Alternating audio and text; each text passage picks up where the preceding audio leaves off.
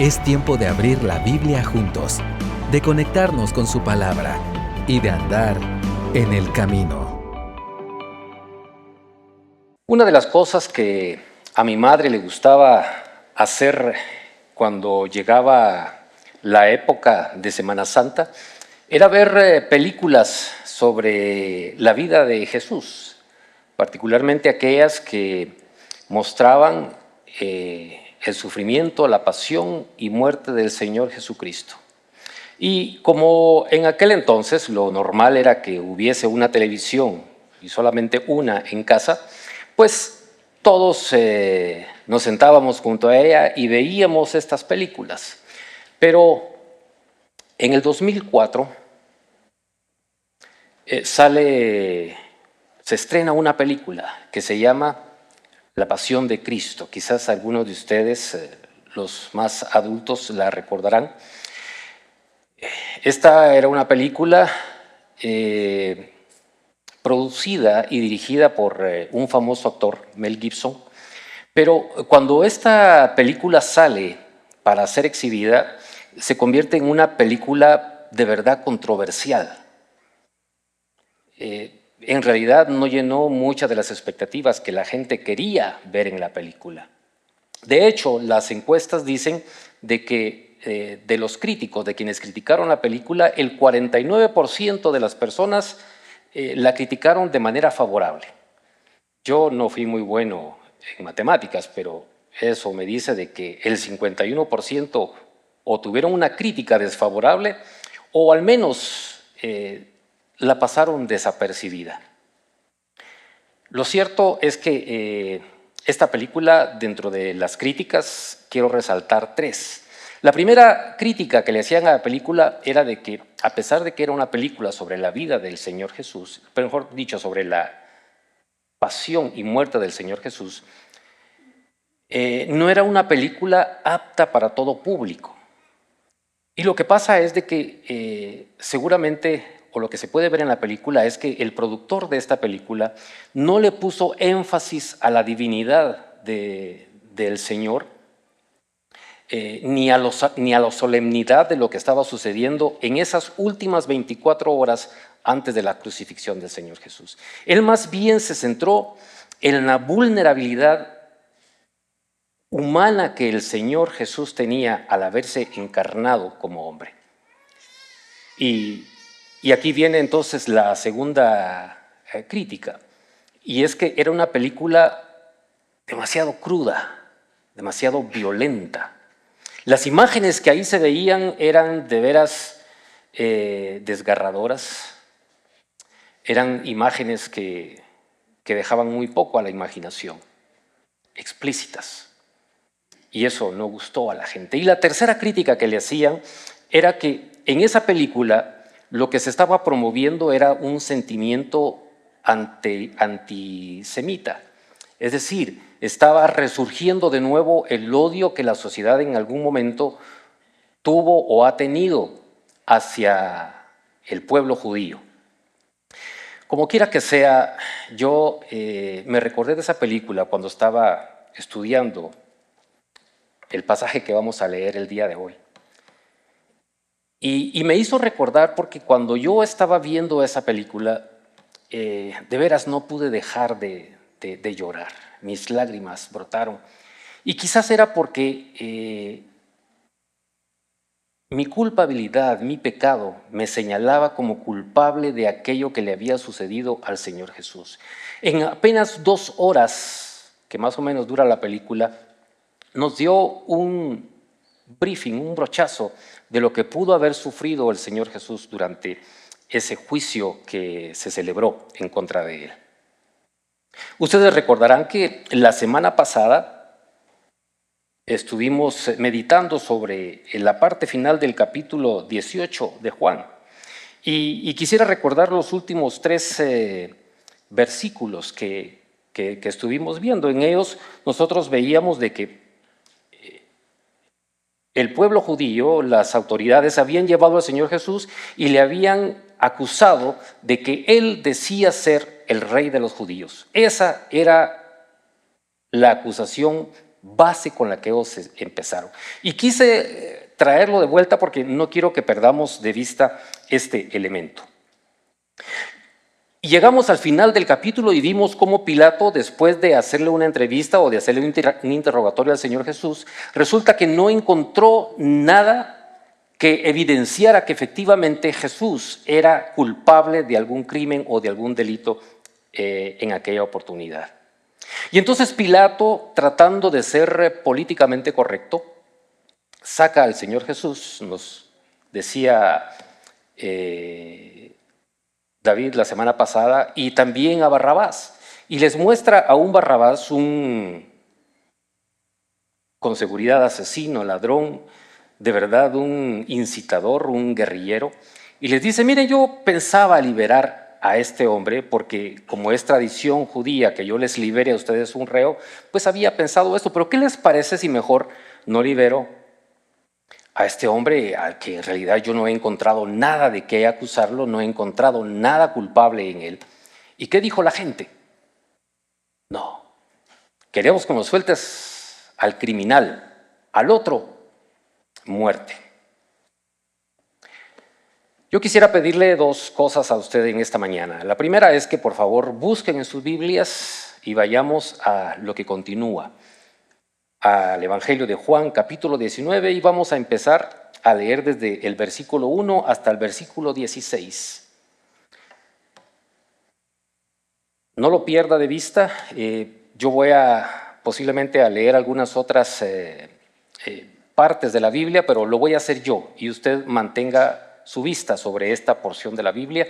Y la segunda cosa que quiero pedirles es, por favor, que cierren sus ojos y que me ayuden a pedirle a Dios sabiduría, entendimiento, y que sea Él quien hable a su pueblo en esta mañana. Bendito Dios que estás en los cielos, te doy gracias, Padre, por este privilegio inmerecido. Y te pido, junto con mis hermanos, que seas tú quien hable a nuestros corazones esta mañana. Enséñame a mí también, Padre Santo, lo que tú quieres que aprendamos.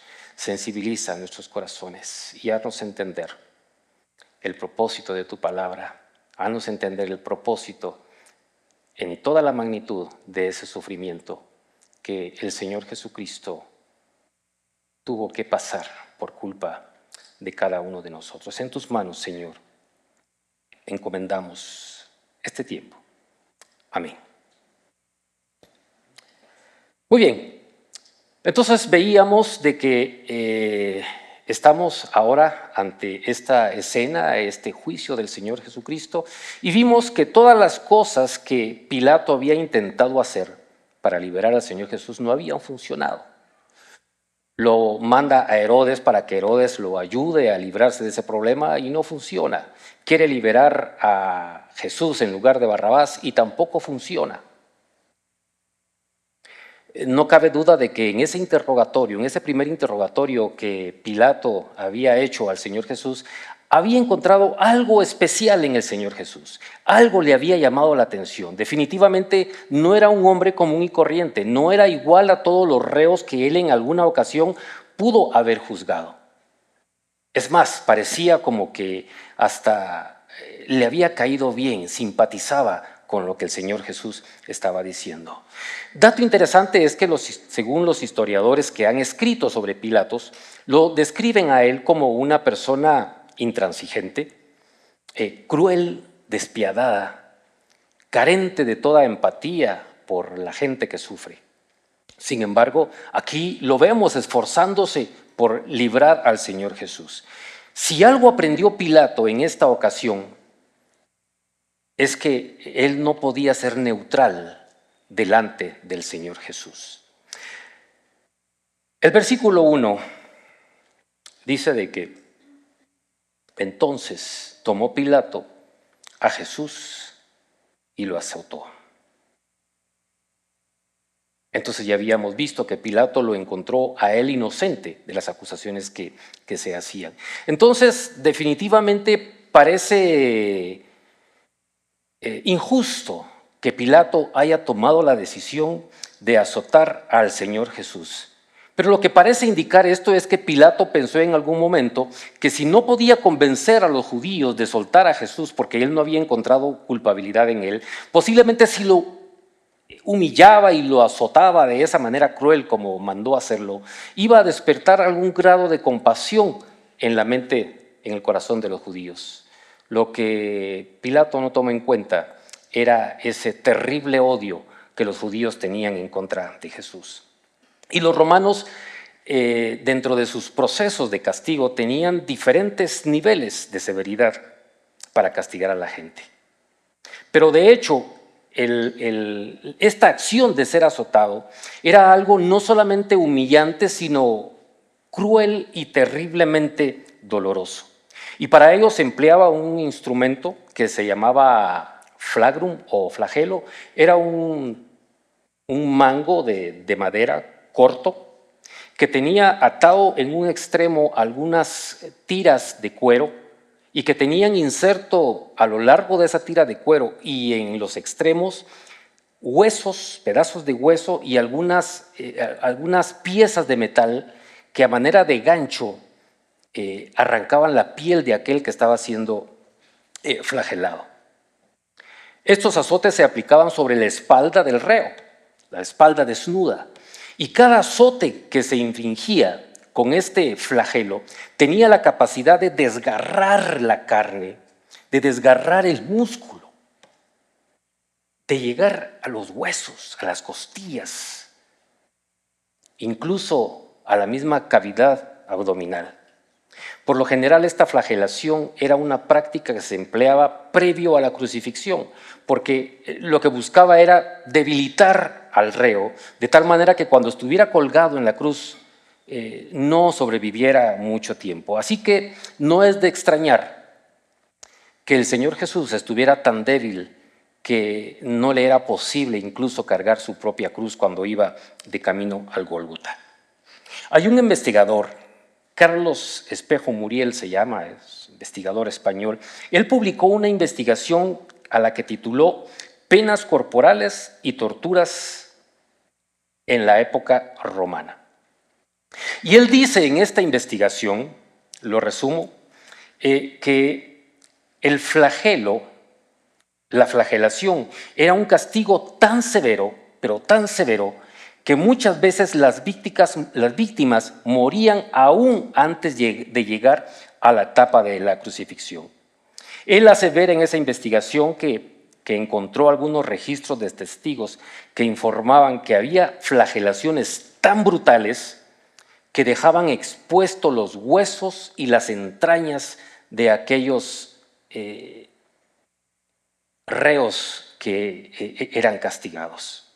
Y como, si recuerdan, estábamos a la vuelta del día sábado, a nadie le interesaba que el cuerpo del Señor Jesús pasara días ahí colgado. Así que seguramente estos romanos emplearon la mayor brutalidad posible para castigar al Señor Jesús.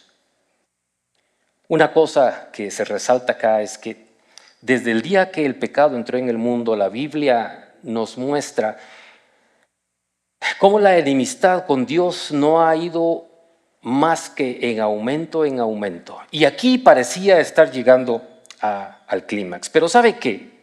Para disgusto de aquellos hombres, para disgusto de sus enemigos, el castigo del Señor Jesús estaba muy lejos de constituirse en una derrota. Todo lo contrario. Ese sufrimiento se manifestó como el triunfo de la obra que el Señor Jesús había venido a realizar. Efectivamente, la razón de ese sufrimiento era buscar la salvación de aquellos hombres que estaban castigándole. Era buscar la salvación de toda la humanidad, entre los que estamos usted y yo. Cristo estaba a punto de presentar el mayor sacrificio que alguna vez se haya hecho por alguien o por un grupo de gentes. Pero antes de eso, era necesario que el pecado fuera manifestado de la manera como había corroído ya a la sociedad. El justo por los injustos para llevarnos a Dios, dice 1 Pedro 3:18. Y toda esta gente lo que estaba haciendo era demostrando precisamente esa enemistad y rebeldía contra Dios. Pero ¿sabe qué? Hoy en día las cosas no son muy diferentes. Quizás lo que cambia es la manera como el ser humano manifiesta esa rebeldía y esa rebelión en contra de Dios. Cada mañana mucha gente se levanta y se mira al espejo y creen que lo que están viendo ahí en esa imagen es una gente buena. Insensatos. Ni siquiera son capaces de conocerse a sí mismos. Siguen prevaleciendo los intereses personales que se esconden detrás de una maquillada bondad. Hay religiosos enmascarados de piadosos, pero que, como el Señor Jesús había dicho, no son otra cosa sino sepulcros blanqueados por fuera. Y a veces ni siquiera eso. A lo que quiero llegar es que no hay ninguna diferencia con aquellos que castigaban y que instigaban a la gente para que Jesús muriera con la gente del día de hoy. Yo, por mi parte, no puedo estar sino inmensamente agradecido porque a pesar de mi maldad, Jesucristo tomó mi lugar y sufrió lo que yo debía sufrir como consecuencias de mis pecados. Y todo para que yo pueda disfrutar de la bendición de Dios cuando llego a su arrepentimiento, a mi arrepentimiento a través de mi fe delante de Él. Juan 19, 2 y verso 3. Y los soldados tejieron una corona de espinas y la pusieron sobre su cabeza y lo vistieron con un manto de púrpura y acercándose a Jesús le decían: Salve, Rey de los judíos, y le daban bofetadas. La flagelación seguida de un simulacro de coronación de Jesús allá en el patio del pretorio no era otra cosa sino una burla por la cual ellos estaban recordando cuál era la razón por la que habían llevado al Señor Jesús ahí. Sí recuerdan que les dije que no perdiéramos de vista la acusación que los judíos habían hecho contra Jesús. Ya el verdugo había tenido su oportunidad, ahora era el turno para los soldados, para que ellos también se divirtieran a costa del Señor Jesús. Y dice de que entretejieron una corona de espinas y se burlaban de Jesús y lo ponían sobre su cabeza. Escuche esto.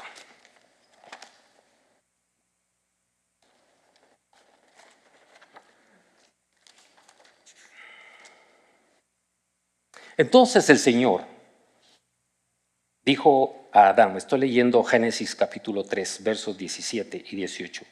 Entonces el Señor dijo a Adán: por cuanto has escuchado la voz de tu mujer y has comido del árbol del cual te ordené diciendo, no comerás de él, maldita será la tierra por tu causa, con trabajo comerás de ella todos los días de tu vida. Espinos y cardos te producirá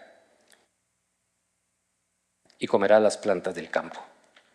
Entonces, no es difícil, mis hermanos, pensar que cuando aquellos romanos tejieron esa espina y la pusieron en la cabeza del Señor Jesús, lo que estaban haciendo era recordándonos a nosotros hoy día que lo que Él estaba llevando era la maldición de la misma naturaleza sobre Él mismo.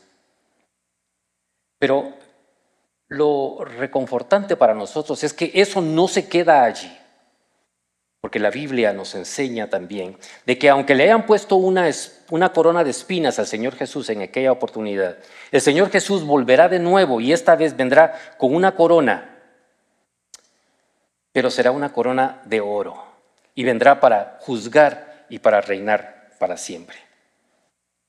Juan dice de que le daban bofetadas. Mateo y Marcos añaden que también los soldados le pegaban en la cabeza con una caña. Yo no sé cuántos de ustedes en alguna ocasión se han golpeado con la esquina de algún mueble como este, quizás porque se agachó y alguien dejó abierta la puerta de la alacena, pero cómo duele, ¿verdad? Y uno a veces tal vez no grita, pero se rasca la cabeza y dice, ¡oh! ¿Cómo duele? Entonces no es difícil imaginar lo que el Señor Jesús estaba sintiendo cuando aquellos romanos le golpeaban con una caña a su cabeza.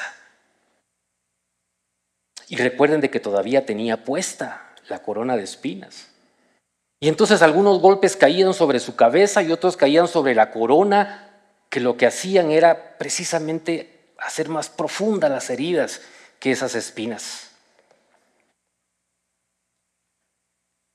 estaban causando. Mis hermanos, déjenme decirles que la verdad,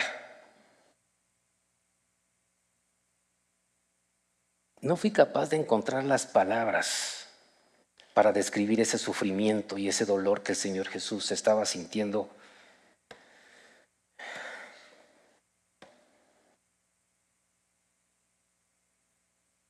Por mi culpa. Pero ¿sabe qué? En todo este proceso, el Señor Jesús no se quejó,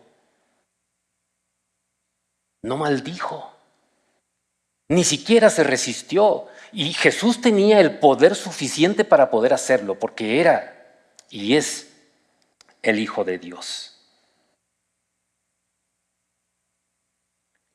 El objetivo del Señor Jesús estaba bien claro en su mente en ese momento de dolor. Y ese objetivo era cumplir la voluntad del Padre para acercarnos a nosotros de vuelta a su gracia.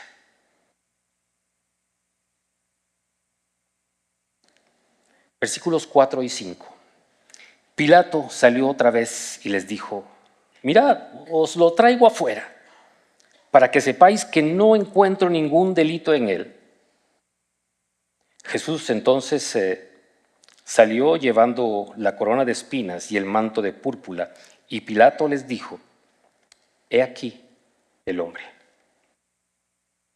Cuando Pilato consideró que era ya suficiente castigo, suficiente burla en contra del Señor Jesús, entonces sale de vuelta delante del pueblo, y la forma como está redactado nos da la idea de que primero salió él para decirles de vuelta de que no había encontrado nada de qué acusar a Jesús, que no encontraba veracidad en esa acusación que le estaban haciendo a él,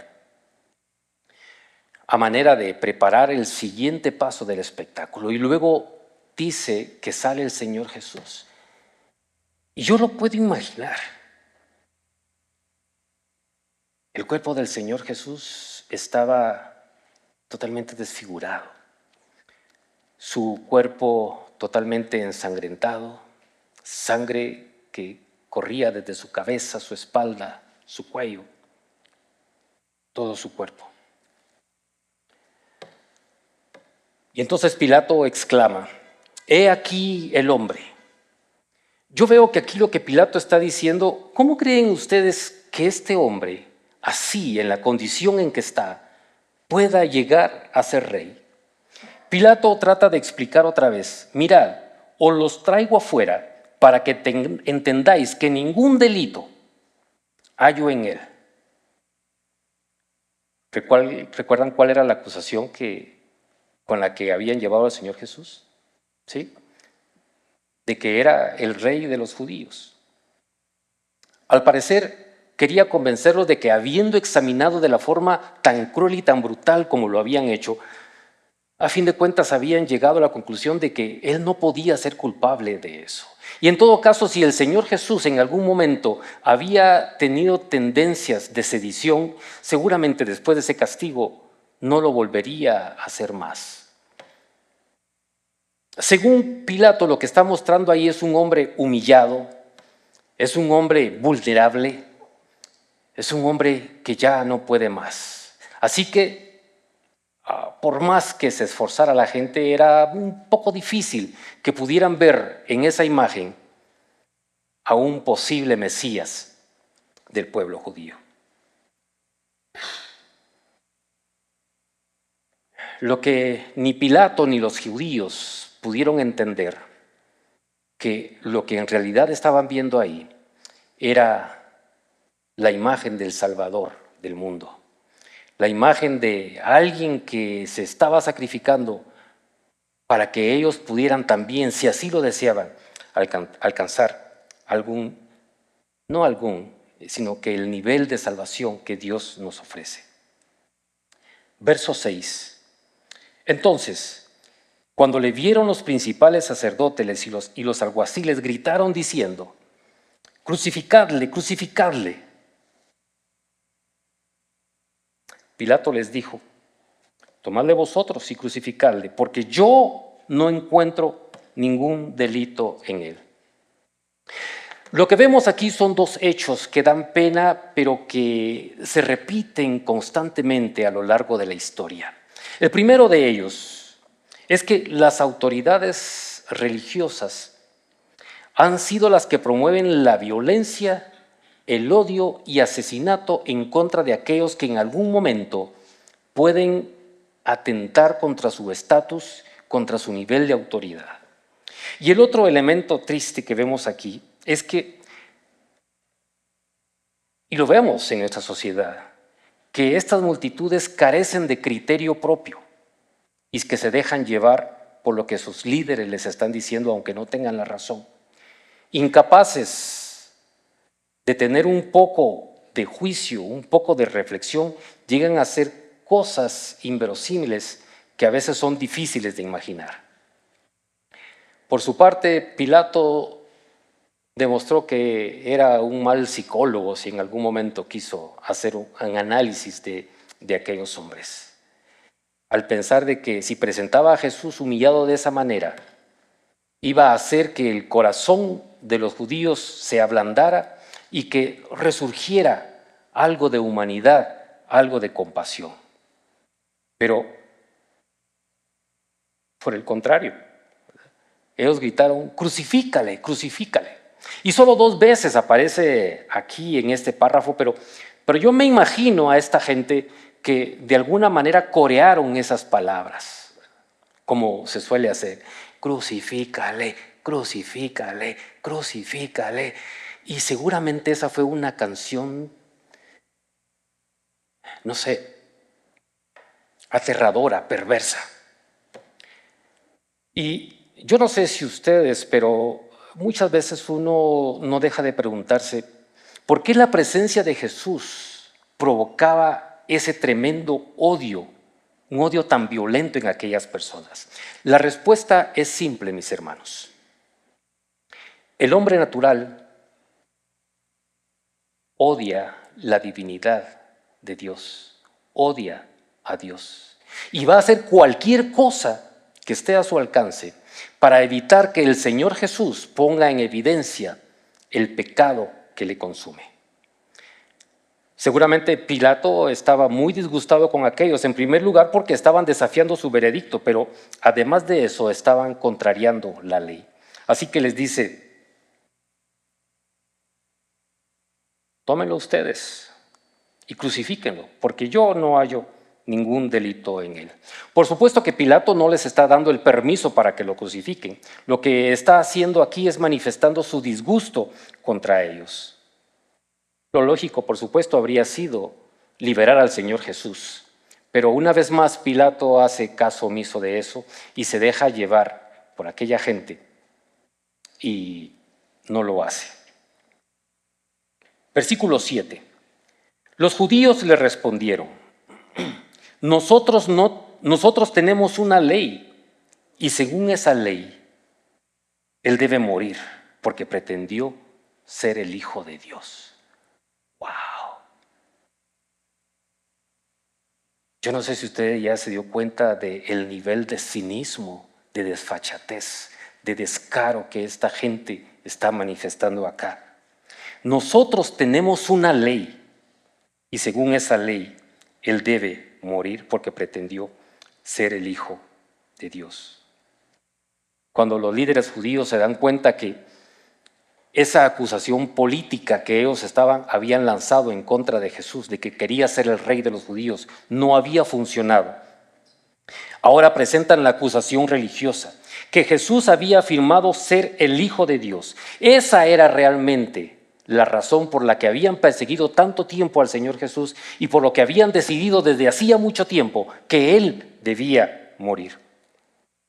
Por supuesto que no lo habían mencionado antes porque siendo Pilato alguien ajeno al pueblo de ellos, Pilato no se habría prestado a juzgar algo como eso. Pero en este momento, Pilato ya mordió el anzuelo y como veremos más adelante, le será imposible zafarse de él.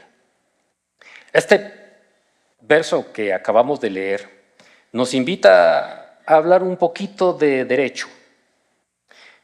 Pilato se estaba basando en el derecho romano, pero los judíos contraponen otro derecho, y este derecho es el de la ley divina. Y aquí es donde yo digo que es impresionante ese grado de cinismo. Puede ver usted acá que los judíos están diciendo, aunque desde el punto de vista legal, ellos se estaban convirtiendo en los asesinos, los culpables intelectuales de lo que estaba sucediendo. Ellos están diciendo acá de que sí, pero ellos no van a asumir la responsabilidad del asesinato de Jesús. ¿De quién dicen aquí que es la culpa? Ellos están diciendo de que la responsabilidad es enteramente de Dios, porque fue Él el que dio la ley divina. Él fue el que promulgó la ley. Y ellos están invocando acá Levíticos 24:16, donde dice que se debe ejecutar a los blasfemos. Y entonces ellos consideran que invocando esto pueden ser considerados como personas fieles a la ley, personas fieles a Dios. Qué lejos estaban de cumplir con lo que Dios manda del ser humano.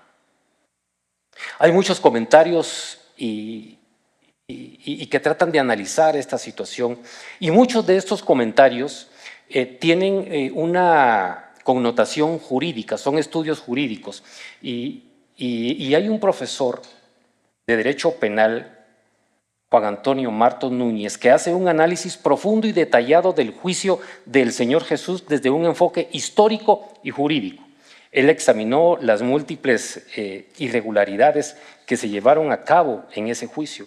Es un documento de 40 páginas en donde él pone de manifiesto, sin entrar a la parte divina, de que las leyes fueron manipuladas de tal manera que aseguraban el éxito para justificar una condena que estaba decidida de antemano. Yo hice un resumen de esas 40 páginas y voy a tratar de resumírselas aún un poquito más a ustedes porque el tiempo avanza. Él empieza hablando del contexto histórico y de la jurisdicción dual de aquel momento, que dicho sea de paso, David la mencionó la semana pasada, y es que aunque los judíos conservaban cierta autonomía en sus asuntos religiosos y civiles, gracias al Sanedrín, las leyes romanas prevalecían en cuestiones de orden público y penal, así que la pena capital solo podía ser aplicada con consentimiento del procurador. ¿Qué pasó en el juicio en el Sanedrín? Bueno, este juicio estuvo plagado de violaciones a las normas jurídicas procesales de aquel entonces. En primer lugar, la celebración del juicio fue ¿a qué horas? ¿Se recuerdan? Fue en la noche, ¿verdad? Y la ley judía prohibía expresamente que los juicios se realizaran de noche. ¿Por qué? Para garantizar un proceso justo. Así que el juicio de Jesús, que se llevó a cabo en horas nocturnas, constituye una grave falta de procedimiento. La sentencia se hizo en un solo día. Las normas penales judías requerían que una condena de muerte se dictara al día siguiente para permitir que el juez reflexionara sobre lo que había dicho.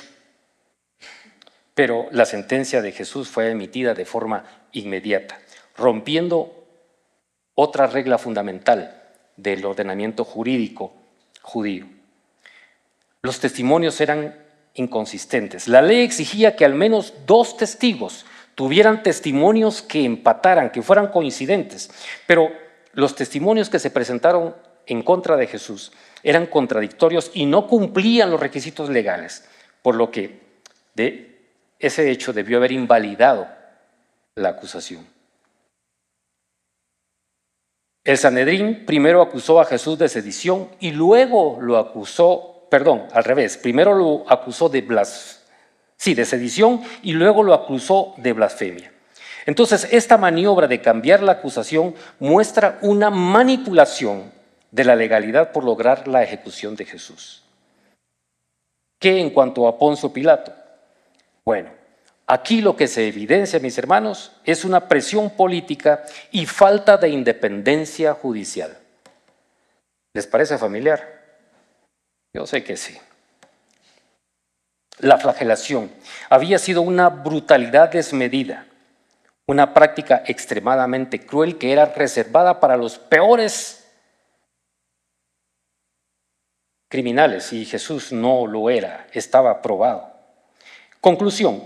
Bueno, otra de las responsabilidades de Pilato es que Pilato cometió prevaricato y manipulación en el proceso, al permitir que un inocente fuera condenado por causas políticas y para evitar disturbios sociales. Conclusión, no hubo norma procesal que no fuera violada en ese proceso. La condena de Jesús fue resultado de una combinación de conspiración de intereses políticos y abusos de poder.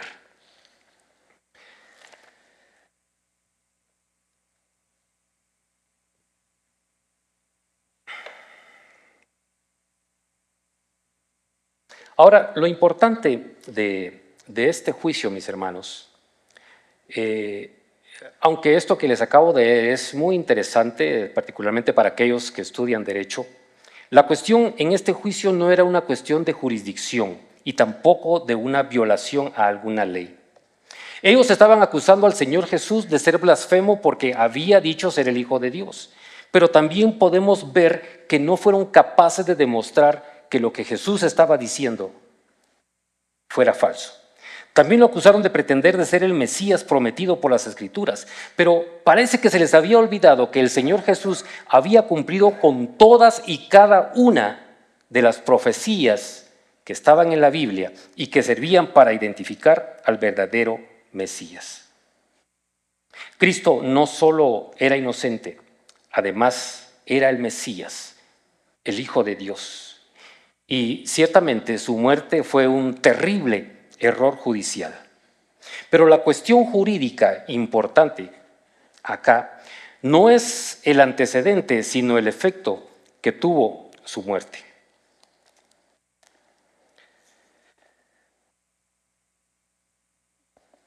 Y oiga que estoy diciendo que hay un efecto jurídico, es decir, un efecto jurídico que nos afecta a usted y a mí hoy en día. Y esa realmente es la importancia de esto. Y ese efecto jurídico lo encontramos en Romanos 5:1. Dice, por tanto, habiendo sido justificados por la fe, tenemos paz para con Dios por medio de nuestro Señor Jesucristo. Por medio de quien también hemos obtenido entrada por la fe a esta gracia de la cual estamos firmes y nos gloriamos en la esperanza de la gloria de Dios. ¿Ve cuál es el efecto jurídico? Usted ahora es justificado. Usted ahora en ese juicio va a ser presentado como alguien por quien ya se pagó la pena que nos correspondía a cada uno pagar. Versos 9 y 11. Entró de nuevo al pretorio y dijo a Jesús, no hemos leído el 8.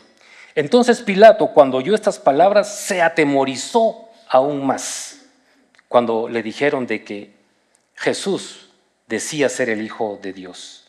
Con seguridad Pilato estaba ya turbado, así que esta afirmación no le vino para nada bien.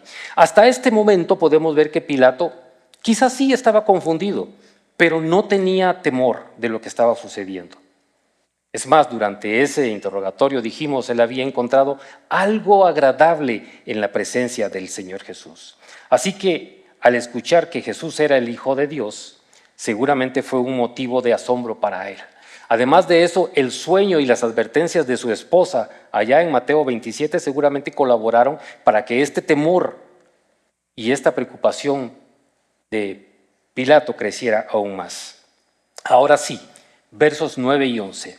Entró de nuevo al pretorio y dijo a Jesús: ¿de dónde eres tú? Pero Jesús no le dio respuesta. Pilato entonces le dijo: ¿a mí no me hablas? ¿No sabes que tengo autoridad para soltarte y que tengo autoridad para crucificarte? Jesús le respondió: ninguna autoridad tendría sobre mí si no se te hubiera dado de arriba. Por eso, el que me entregó a ti, mayor pecado tiene. Recordemos que Pilato era un hombre pagano, ¿no? Y él lo que creía era en la mitología, en los dioses de la mitología griega y la mitología romana. Y esta mitología tenía varias, o tiene mejor dicho, varias historias que dicen de que algunas veces estos pseudodioses de esta mitología llegaban a la tierra disfrazados de humanos para ver cómo se estaban comportando estos humanos. Así que seguramente Pilato, que creía en eso, debió haberse preocupado pensando: y peor si al que mandé a azotar era uno de esos dioses o uno de esos. Así que esto seguramente preocupó terriblemente a Pilato. Y entonces vemos que una vez más Pilato le pregunta: ¿de dónde eres tú? Conociendo las capacidades y el poder que Pilato tenía, seguramente él ya había investigado quién era el papá, quién era la mamá, quiénes eran los hermanos y de dónde venía el Señor Jesús. Así que él no le está preguntando dónde naciste, de dónde vienes, de dónde eres ciudadano.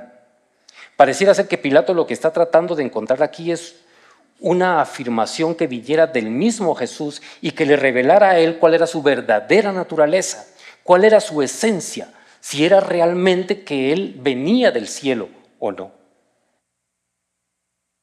Por supuesto que esta pregunta es muy válida hoy en día, como lo era en aquellos tiempos, y sigue siendo una cuestión fundamental para el ser humano. Porque aunque muchos presumen que saben de dónde viene Jesús, pareciera ser como que muy pocos logran comprender eso. ¿Recuerdan cuando leímos, cuando empezamos este estudio de este evangelio? Al inicio vimos que Juan inicia su evangelio afirmando el carácter eterno de Jesús, diciendo que en el principio era el Verbo, y el Verbo estaba con Dios, y el Verbo era Dios. Y más adelante en el verso 14 vuelve a hablar sobre lo mismo y dice: y el Verbo se hizo carne y habitó entre nosotros, y vemos su gloria, gloria como del unigénito del Padre, lleno de gracia y de verdad. Pero la arrogancia de Pilato aún le lleva a preguntar: ¿a mí no me hablas? ¿A mí, aún sabiendo que tengo autoridad suficiente para crucificarte o para soltarte? Qué patética postura la de Pilato. No entendía que él no era más que un esclavo, víctima de sus propios intereses personales y de sus propias pasiones. Y eso nos lleva a pensar entonces en cómo la gente hoy a veces se manifiesta y hace alarde de esa supuesta libertad que tiene, de esa independencia que tiene de Dios, de esa autosuficiencia. Y no se dan cuenta que, al igual que Pilato, no son más que esclavos de la pasión de sus propios pecados. Jesús no contestó a la primera pregunta de Pilatos, pero no tardó en corregir el concepto errado que Pilato tenía sobre su autoridad. Ninguna autoridad tendrías contra mí, si no te fuese dada de arriba. Recuerdan que anteriormente, cuando estábamos estudiando Juan, el capítulo 10, Jesucristo dijo: yo doy mi vida para tomarla de nuevo. Nadie me la quita, sino que yo la doy de mi propia voluntad. Tengo autoridad para darla y tengo autoridad para tomarla de nuevo. Así que Pilato no se dio cuenta que la autoridad que Pilato tenía no estaba ni siquiera bajo la sombra de la autoridad que el Señor Jesús tenía en aquel momento, aún en esos momentos de humillación.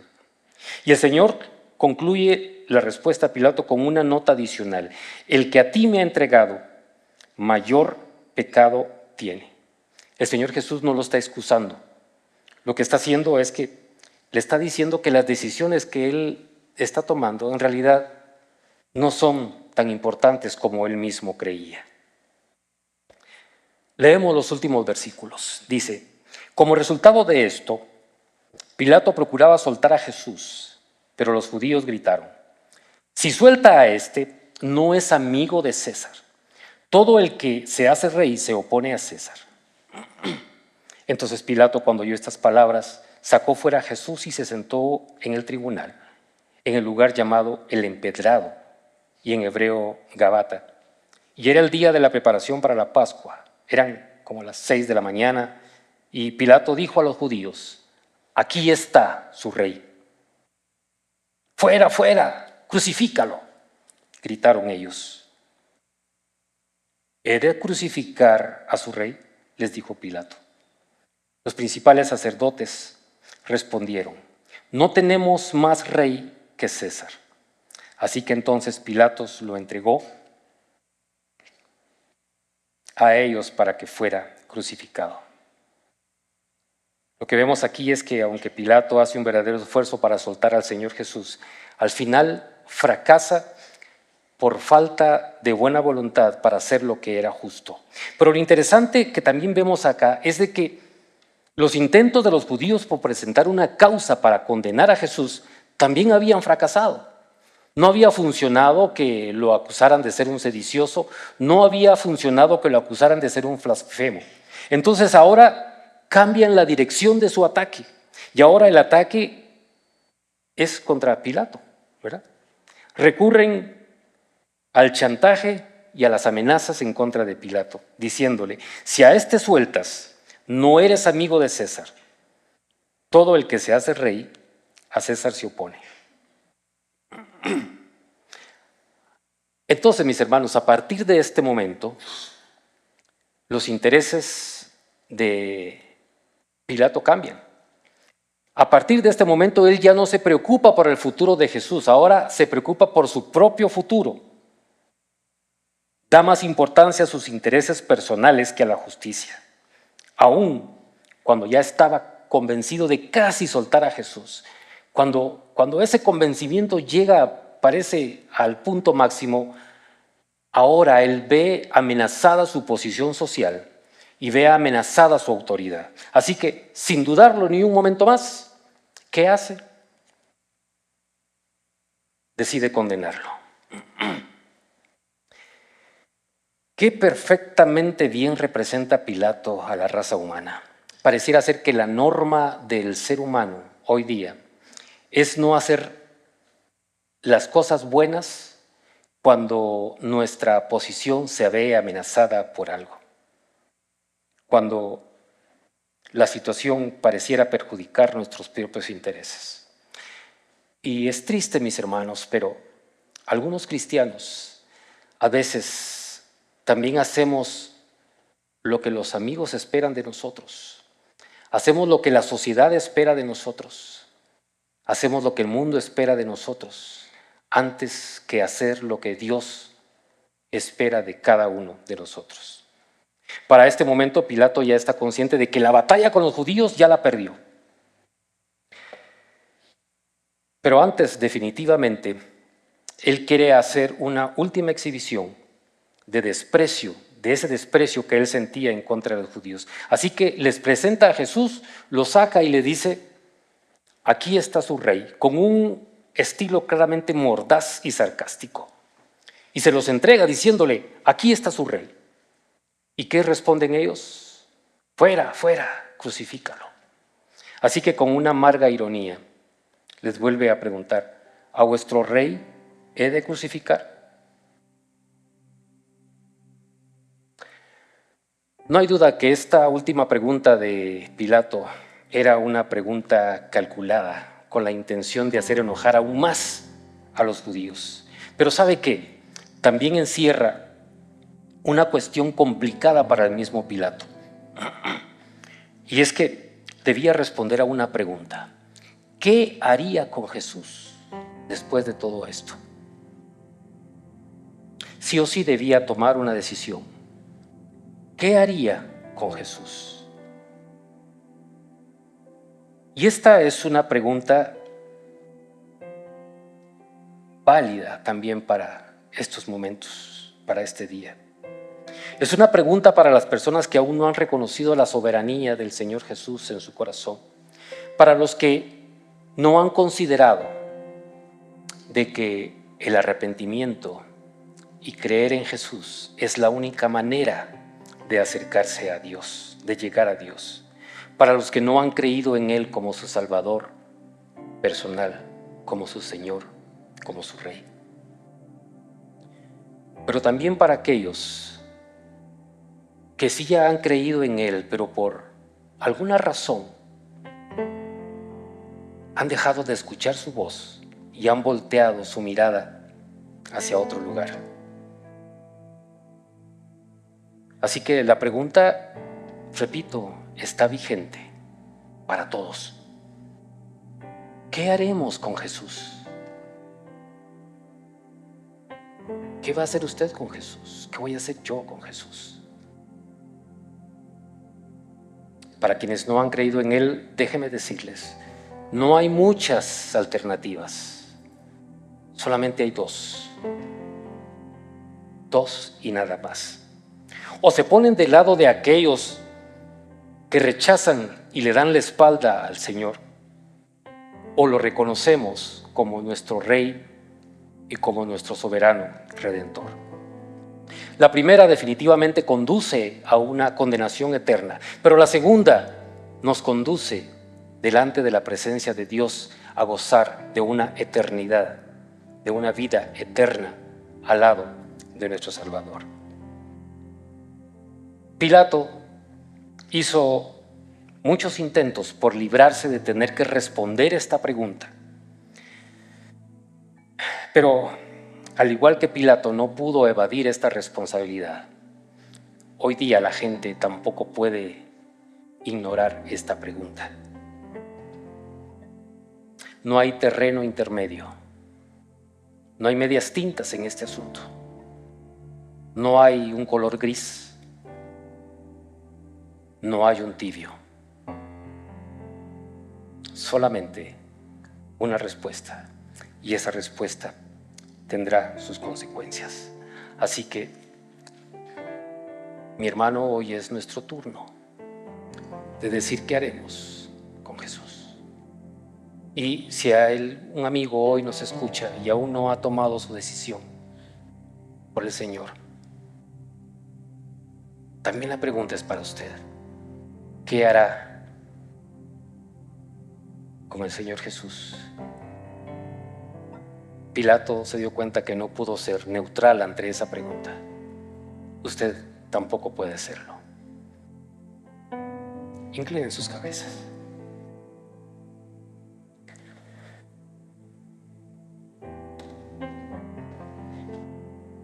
Bendito Dios. Gracias, Padre, porque no tuviste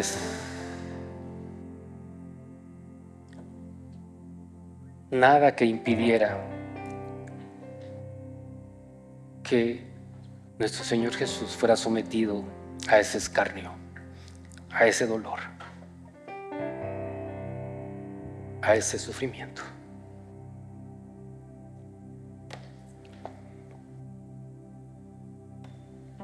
Lo que yo te pido hoy, Señor, es que tú nos des la sensibilidad para entender que todo eso tenía un propósito. Y ese propósito no era hacer ese hito, ese parteaguas que dividió la historia en dos, sino para cumplir la voluntad tuya, Señor. Una verdad que te presenta como un Padre amoroso que quiere restaurar esa relación con sus hijos, esa relación con sus criaturas, aún a costa del sufrimiento y muerte de tu propio Hijo. Gracias, Padre. Danos un corazón agradecido. Ayúdanos, Señor, a presentar esa identidad que decía el último canto, como una identidad que refleje tu carácter, como una identidad que refleje tu amor, como una identidad que refleje lo que tú eres, Señor. En el nombre de Cristo Jesús, pongo la vida de cada uno de mis hermanos en tus manos y la vida de aquellos quienes escucharon esto y que pudieron haberse sentido retados por tomar una decisión. Amén. Gracias por acompañarnos hoy. Esperamos que vuelvas y sigas conectado con la palabra. También te invitamos a que nos sigas en nuestras redes sociales. ¡Hasta pronto!